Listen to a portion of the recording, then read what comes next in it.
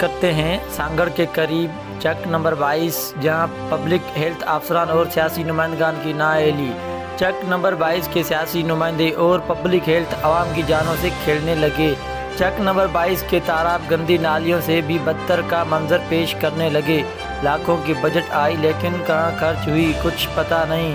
آج بھی 22 چک کی عوام گندا پانی پینے پر مجبور ہے اور آج آپ دیکھ سکتے ہیں تالاب میں کافی دن سے کتا مرا پڑا ہے لیکن نکالنے کی کسی نے بھی زحمت نہیں کی اور گندا پانی پینے سے یہاں کی عوام کافی بیماریوں میں مبتلا ہو رہی ہے۔ خدارا عوام پر کچھ رحم کرو۔ عوام کا ڈی سی سانگڑ اے سی سنجورو وزیر اعلیٰ سندھ سید مراد علی شاہ وزیر اعظم پاکستان پبلک ہیلتھ اور ایم این اے نوید ڈیرو صاحب سے اپیل ہے کہ تالابوں کی صورتحال پر نوٹس لیا جائے اور ملازمین سے جواب طلب کیا جائے اور عوام کو صاف پانی مہیا کیا جائے۔